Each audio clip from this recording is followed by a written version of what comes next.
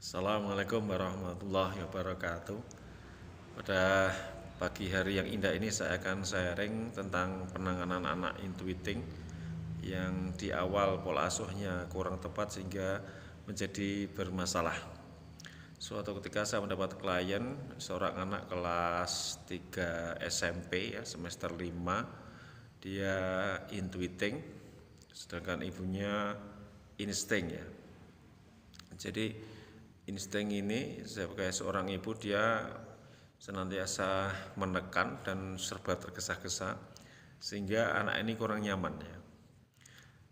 Sehingga ketika anaknya ini mondok di sebuah pondok pesantren tahfidz, dia tidak bisa maksimal dalam berprestasi, bahkan sering membantah orang tuanya.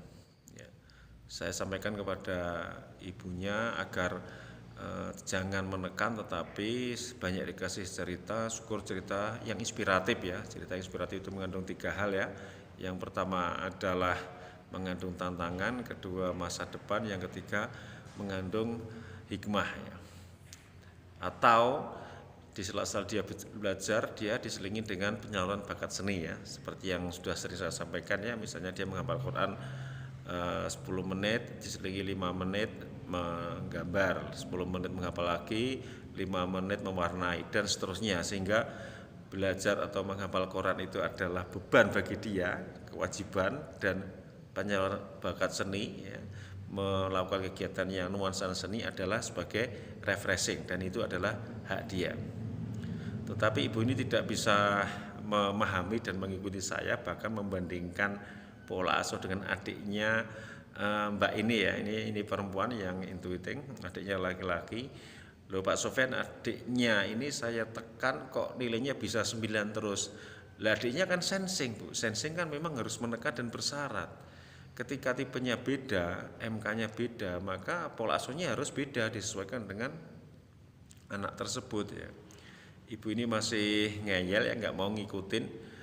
Akhirnya beliau menjauh dari saya ya, lama tidak kontak, tiba-tiba setahun kemudian dia kontak lagi ke saya ya, dan mengatakan bahwa anaknya sekarang sudah pindah di pondok pesantren tapi masih kelas 3 SMP ya.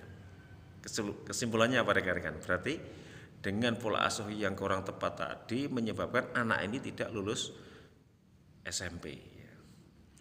Kemudian beliau menyampaikan saya lagi keluhannya, masih sama keluhannya ya. Saya kasih penjelasan juga beliau nggak paham. Akhirnya saya bilang gini, Bu, tolong antar saya ke pondoknya putri ibu, tapi saya ditemani mahram ya. Misalnya ibu ngajak suaminya atau kakak laki-laki ibu, nanti saya akan mengkonseling di sana. Pak, kemarin anak saya lomba masak itu juara 1 Pak. Ibu, intuiting itu bukan jago masak ya. Biasanya intuiting itu lomba masak dan ranking 1, nomor 1 karena dia penataannya yang indah, bukan masakannya yang enak, yang hasil ciptaan dia gitu. Ibunya ternyata akhirnya mengaku, iya Pak, yang masakan budinya gitu ya. Oh, kamu ketahuan gitu ya. Jadi karena sudah maaf ya ribuan saya mengkonseling, sehingga saya sangat hafal sebuah kejadian ketika itu tidak pas dengan sesuai dengan tipenya, berarti yang melakukan itu bukan dia ya, karena dia tidak jago masak. Intuiting ketika lomba masak antar kelas juara 1 ya, biasanya yang masak bukan dia itu penataannya, seni penyajiannya ya. Singkat cerita, kami berkunjung ke pondok tersebut bersama dengan kakaknya ibu ini, berarti saya ada mahram dengan ibu ini. Nah, ketika sampai di pondok pesantren, saya bilang kepada ibunya, jangan katakan dia mau saya konseling, nanti dia sakit hati ya. Pak Sofyan mau jalan-jalan ini, ingin ketemu kamu gitu aja ya. Nah, rekan-rekan, ketika kita ketemu dengan anak intuiting yang belum dekat dengan kita ya, anak ini jarang ketemu dengan saya. Ketika tes Steven ketemu sekali, habis itu enggak komunikasi lagi. Komunikasi kita dengan ibunya, maka kita sebaiknya kita ekspresif ya.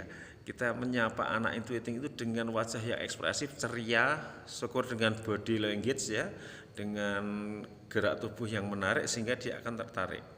Kenapa? Karena intuiting itu adalah bakatnya salah satu jadi sutradara itu suka mengarahkan acting artisnya, maka ketika kita berakting di depan dia juga suka.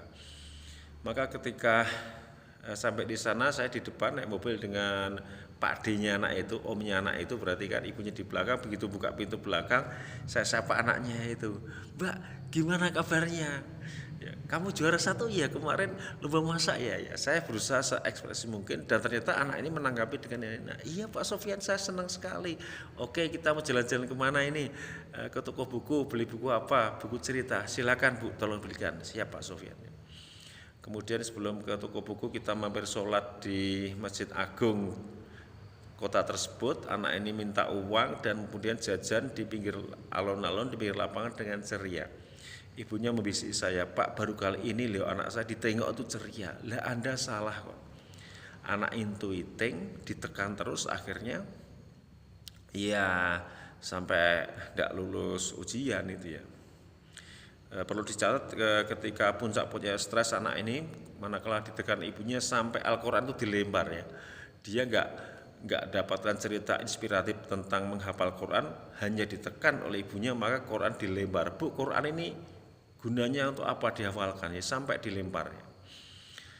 Singkat cerita, anak ini lulus dari SMP, kemudian tidak mondok karena dia jenuh, sekolah di SMK Tata Boga. Saya bilang kepada ibunya, "Bu, putrinya itu bukan ahli masak. Nanti kalau dia lulus SMK Tata Boga dan punya catering misalnya, dia bergerak di bisnisnya. Bisnis itu apa sih? Mencari klien, kemudian penataannya, skema harganya dan seterusnya. Tetapi yang masak biasanya nanti orang lain." Itu ibunya masih belum percaya. Kemudian 2 tahun berikutnya ibunya curhat lagi, "Pak, anak saya kok malah suka ikut menjuali di toko kelontong saya, menata barang-barang. Saya kan sudah bilang, intuiting itu bakatnya bisnis bukan masak." Akhirnya lulus dari SMK pun sampai hari ini dia tidak bisa berbisnis dalam arti membuat sebuah masakan atau makanan roti atau yang lain untuk dibisniskan, karena memang dia nggak bakat di situ, sehingga sekarang dia hanya membantu orang tuanya untuk berjualan di toko kelontong tersebut. Demikian rekan-rekan, sedikit inspirasi pagi dari saya, masih membahas intuiting, dan kalau rekan-rekan buka video saya sangat banyak ya nanti kasus-kasus anak intuiting ketika sekolah maupun dalam kegiatan yang lain, karena memang intuiting yang paling sulit diasuh. Tapi insya Allah nanti kalau pola pengawasannya tepat, berbasis TV ini, berbasis intuitingnya, ketika dewasa dia akan luar biasa, menjadi bisnis handal, dia pandai menyelesaikan masalah rumit menjadi sederhana ya. Dan insya Allah akan banyak membantu orang tuanya manakala orang tuanya telah menginjak usia senja nanti. Demikian dari saya. Assalamualaikum warahmatullahi wabarakatuh.